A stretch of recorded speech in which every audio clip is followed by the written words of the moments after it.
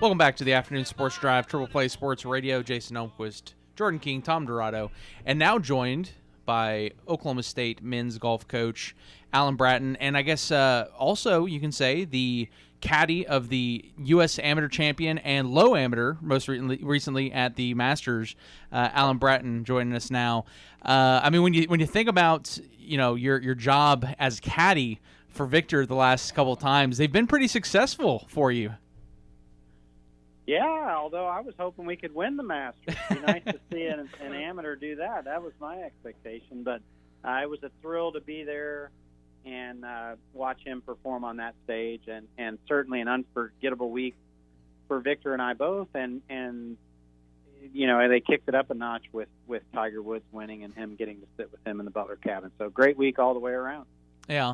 Well, and Viktor made it sound like that you've played or caddied that course before. Is that the case?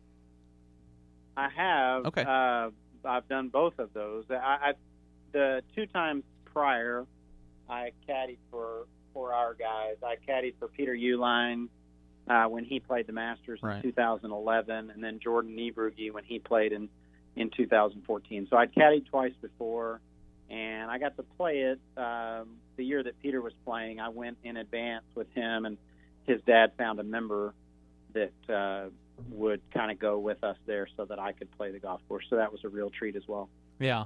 Well, and obviously he mentioned the fact that your knowledge of the course and just your, calming factor, that being on the bag, how big that was. I mean, when you have a golfer saying that, a guy who basically is one of your guys on your team saying that, I'm sure that's got to be prideful for you, knowing that you can help a guy like that in a huge tournament like the Masters. Well, that was nice of him to say. He was probably giving me more credit than I deserve, but I've certainly seen him play a lot of golf, and we have a good rapport, and have since the beginning when we started to recruit him here to Oklahoma State. So, like I say, I was honored that he asked me, and I just kept thanking him throughout the week for letting me be a part. Coach, you talked in your pre-Masters press conference that they had out at Karsten that he had, Viktor in his previous PGA Tour events had played with Charles Howell and some of the former Oklahoma State golfers out there. Was that the case this week? Obviously, Charles Howell was in the field. Was that the case this week? Did Viktor get to play with a couple of the former Oklahoma State guys? Well, the only Oklahoma State guy that he played with was Ricky. We had talked to Charles ahead of time about playing with him, and it spoke to the relationship that they've already built, and that they were maybe going to play on Wednesday, but Viktor ditched him for a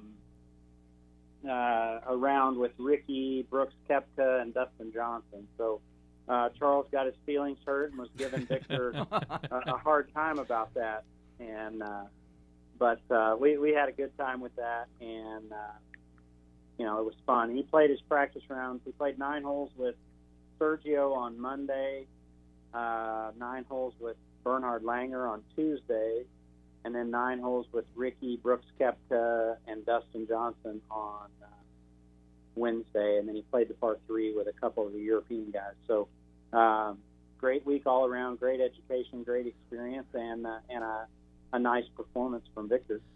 That's a lot of knowledge that he got to play with those first 2 days. Did he try to pick the brains of guys like Sergio and Bernard, or was it just kind of they just happened to be paired together? Oh, he definitely picked their brains. Spent lots of time. They were very open. Golf's very much that way. Guys are friendly and open with advice. Ricky was great. Sharing advice, and all of them. And he got a great, that's such a well-rounded, array of players, from your young best players in the world now to former best players in the world, like Langer and, Masters champions Sergio and Bernhard, and then you've got U.S. Open champions, DJ and Brooks Koepka, and then in the tournament he played with Patrick Reed and Webb Simpson the first 2 days, and then Jimmy Walker the third day. So all in all, for the week, he played with 7 major champions. So that was quite the education there, and a graduate course in how to compete on the PGA Tour. Because I'm not that way, I am just totally enamored with professional golfers who have such focus in the face of what would be panic on my game. But Viktor seems to be that way. Alan, was he always that way when you got him here? Was there a time that you knew he was going to be that way? Did he have to work on it? What's the deal with him? You know, he's always handled the stage. He loves to compete, and he was very comfortable in that setting. And you know, he's been that way. That was the thing that attracted me to him when I first recruited him, was just the way he competed and his comfort level, the way he wasn't afraid to try shots, pull off shots, and certainly not afraid of the moment. And if you knew that you had that in every recruit, you know, you would be a lot better coach. And I certainly sensed that he had that in him, and then he's improved his skill set, and I think he's got a really bright future on the PGA Tour. Along the recruiting trail, obviously you can't talk about people, but with the great success we've had here at Oklahoma State in golf, and you continue it on with you, does it work against you sometimes when you go out and talk to a recruit, and maybe they look at all that talent on the roster? Obviously, you don't want that kind of a kid if that's the way he's thinking. I know what you're going to say there. But does it sometimes work against you, or does it just attract more of the top-ranked, top-level golfers? Well, you answered it yourself. I mean, it certainly works against us with some kids, but at the end of the day, that's not the kid you want if that's the way they think. So on the surface, that can work against you. But in reality, you want the kids that want to be a part of that, recognize the value in that. If we can surround them with other good players, that's the best way to improve. And people seem to understand that when they first start the game, you know, but then their egos get in the way, and parents and kids feel like they need to play somewhere wherever they are rather than just get good. You know, if you're playing another sport, if you're a quarterback, your expectation, you know, most quarterbacks don't start as freshmen. You know, but you kind of play your way into that role. And so it kind of helps us weed through kids. If they're afraid of competition, then this is not the place for them. Now, back to Viktor. Obviously, the one thing I've picked up from him, interviewing him over the years, he's a very humble guy. When he talked about, you know, coming out of Norway, out of high school, you know, he mentioned the fact that he didn't feel that he could go, you know, even try to go pro or anything like that. He looked at as college golf as a means to getting an education. And then after he wins the U.S. Amateur, he mentions the fact that that doesn't necessarily mean he's going to jump pro, because he still has his, you know, things to work on and stuff like that. How much does that help him, you know, maybe move ahead of some golfers, the fact that he's already kind of humble? He, you know, where this sport can definitely humble you and show a lot of humility, he's already kind of showcasing that right now. Yeah, I mean, I think he's surprised himself a little bit, but he's kind of fallen into that role, and he's starting to get a sense of how good he is. But he has remained humble, and golf will do that to you, and certainly the PGA Tour will do that to you. The players are really good, and as good as Viktor performed, he lost to 31 professionals this week. So that's not lost on him. He knows he has room to improve, and he's not quite where he wants to be just yet. But he's certainly in a great position in the amateur game, and I'm excited to see how he can lead us the remainder of the year. Well, and speaking of that, I mean, that was kind of the interesting thing that I picked up when he was in Butler Cabin. You know, the kind of general question asked to the low amateur, what's next? Almost like a, you know, when are you going to go pro now type of thing? And his response was, well, I'm going back to school and going to try to repeat as national champions. I mean, that's huge when he's just, you know, had another kind of life altering moment for his future. He's thinking about his current teammates and trying to repeat as national champions at the college level. Yeah, he's wonderful in that way. The Norwegians do a good job of that. That was one of the things I liked in recruiting him as well. Kind of their pride in the team things. Well, the tournament that I first saw him at was the European Boys Team Championship, and their guys were clearly about the team and understood that, and he has understood that all along. He always wants to perform for something bigger than himself, and college golf's the only time when you really get to be a team in golf, and he certainly embraces that and recognizes how that can make you a better individual. And he was excited to get back to his teammates and was at the academic awards banquet on Monday night. Coach, if you haven't seen this, I might be breaking some news, but I'm assuming you have. About an hour and a half ago on Twitter, I think it was where they broadcasted it live, the Ben Hogan Award semifinalists were announced, and something we all kind of expected, but we got confirmation. Viktor Hovland and his teammate Matthew Wolf, a couple of teammates there named semifinalists for the Ben Hogan Award. What does that mean for the program, first of all, and then these two? What is the dynamic between the two as far as practices, competitions? Because as you say, it's kind of interesting. It's a team sport, but it's also largely individual when you get to the pro level. How does that dynamic work? Well, it certainly was no surprise. I was not aware of that, that they had named the semifinalists, but I knew that they would be. I'm not sure even how many semifinalists they name, and they'll be finalists as well, both those kids. They invite 3 finalists to a dinner in Fort Worth the week of the Colonial, and those Matt and Viktor will both be invited. As far as the dynamic between them, it's friendly competition. They both want to beat each other, and that's been great for both of them and for our other guys. And they know that if they're not on their game, we've got some other guys that'll whip them. So that's been a special kind of chemistry among our team. I think that's something that's separated Oklahoma State over the years. It's not the first time we've had a couple of first-team All-Americans, and sometimes more than that. So certainly not unprecedented here. And those guys are following along in line with a bunch of other guys. And, watching them compete and push each other is a great thing for everybody that's around them. And this has been kind of a unique season for Cowboy Golf as a whole, as a team, because of the success of the individual guys like Wolf and Hovland getting the opportunities to play, at the Masters or some PGA Tour events. That's kind of taken them away from competing in those college tournaments with you guys. So you haven't, quote unquote, been winning as much as you guys did a year ago. But how great is that for the team and for those individuals getting that opportunity right now to get the experience that's going to be invaluable for them going forward? Yeah, I mean, you hit the nail on the head there. It's been great experience for our guys to have to step in and fill that role. And we made a nice statement when we played in Mexico, because we beat a good field and won without Viktor. So that statement goes both ways. I think it's a great statement for the rest of your team to know that they can succeed without one of their leaders, and then it's a great message for that leader in case they start to feel or think that they're too important. It's a good reminder that the program is bigger than just one coach or one player. So it's a great statement all the way around. And yeah, we've gotten spots in the lineup to see how some young guys do, and we've had some good performances and some not such good performances.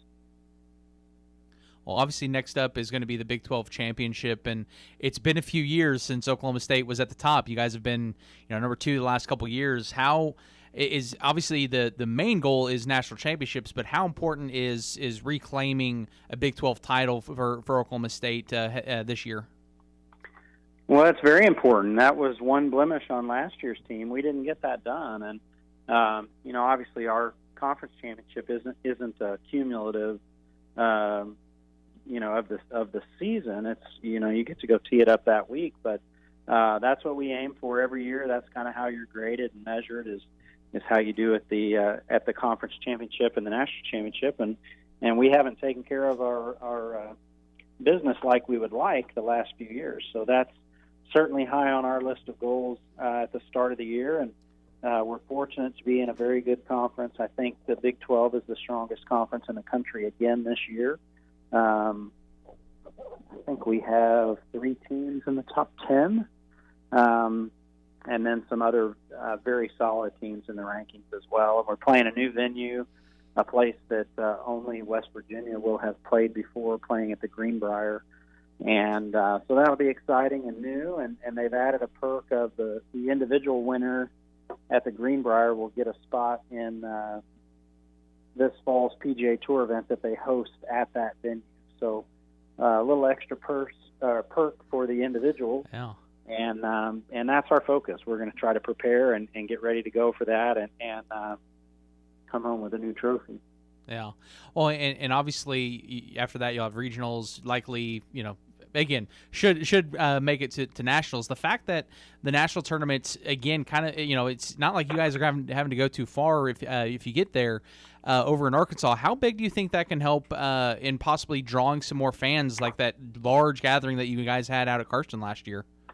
Well, I'm hoping that, it's only, it's a 3-hour drive, I think, to Fayetteville from here, and less for a lot of people in Oklahoma. So hopefully we can take care of our business, do a good job of promoting the event, and our fans will take pride in getting over there. I believe that John Tyson, the guy that owns the golf course there at the Blessings, is picking up the tab. The NCAA makes you charge a ticket price, but I believe he's just going to pay that out of his pocket to cover those costs. So all people have to do is get themselves there, and hopefully we'll do our job and get into contention, get into the match play. It would be great if the University of Oklahoma and the University of Arkansas are there as well, because that'll provide an opportunity for a crowd like these kids deserve to get to perform in front of a big crowd like that. Oklahoma State was able to deliver that last year. Obviously, we won the championship, but regardless of our performance, there were a ton of people out here, and kids from every team got to enjoy playing in front of a crowd, unlike a typical NCAA championship crowd. So I think there's a chance for that same kind of setting this year in Arkansas, and we'll do everything we can to help make it happen. Yeah, obviously we've talked a lot of golf, but I gotta switch sports on you real quick. Soccer last night, Stillwater High soccer. We talked before that game, saw you up there, and you mentioned the fact that they need to win last night, and I said they had to win both games this week, and you said one game at a time, and obviously it's your son Mason Bratton, senior on this squad, who gets that double overtime goal to keep their hopes alive. How proud were you of that moment? Not just of your son, but for that team to win that game and keep themselves alive come for the postseason. Yeah, I was hoping you would bring that up when you started at the beginning. I thought we might start with some soccer, but I was really proud of the whole group. Obviously of Mason. That's pretty much my favorite thing to do is to watch my kids do the things that they love, and he's certainly come into form as a nice player. I was really proud of his performance, and then the comments that he made after, and really proud of Coach Conley and the program that he's built and the culture that they have. That team hasn't lost very many games over the last few years, and it's nice to see that trickle down to the young guys. And I can remember, it seems like yesterday, talking with Mason about some of the seniors on his team when he was a freshman, Bryce Reed being one, and how good they were to him, and what they had kind of started with that group. And now, if they can take care of their business on Friday, they have a chance to go to the playoffs for 4 years in a row, which would be the first class to do that at Stillwater High School. So I know they're super motivated with that, and it's really fun to see a coach work as hard as Coach Conley has to create the culture around that program and watch it grow. And I'm glad that my son has gotten to benefit from that. Well, now you have two sons on that team, right? And then obviously Noah, sophomore for the golf team, right? That's right. I'm well entrenched in Pioneer athletics. So yeah, Gunner's a freshman on the soccer team and plays basketball as well. And then I watched Noah play as much as I could this morning of his round. I got to see him play 10 or 11 holes. Stillwater High School's competing today at Edna North's tournament at Lincoln Park, and he shot 78 in the first round. And it looked Nice. like the team was in good position. So the Stillwater High School golf team's got a chance. They're one of the best teams in the state, if you base on their performance so far this year. And hopefully they can make a run at the state championship there. And hopefully Pioneer Soccer earns their way into the playoffs on Friday, and maybe they can surprise some people. It's amazing what happens when you're used to winning, how that wears off on everybody else. I've gotten to live that for years and years as a part of Oklahoma State golf, and it's nice to see the coaches at Stillwater High School putting that same kind of culture in place with their teams. It's great to see the success of the high school football team this year, and soccer's been a good team. The baseball team just locked up a playoff berth. So lots of good things happening all around Stillwater. So I'd love to see lots of people come out on Friday. It's senior night for soccer, and it's hard for me to believe that's going to be the last game I get to see Mason play at Pioneer Stadium. Yeah, but obviously he's not going too far. Obviously he's going to be over in Tulsa come this time next year, and I'm sure you'll try to get over there as much as you guys can to watch him play D1 soccer, I'm sure. Yeah, for sure. I'm really excited to see what he can do with his future, and clearly biased, but he's a good boy, and I can't wait to see what his future holds. All right, Alan, we appreciate your time. Again, congratulations with what Hovland's been doing and the team as a whole going forward. Best of luck at Big 12 championships, and again, good luck Friday night with the Stillwater soccer team. Sounds good. Thanks, Jason. Thanks for all you do covering all our sports.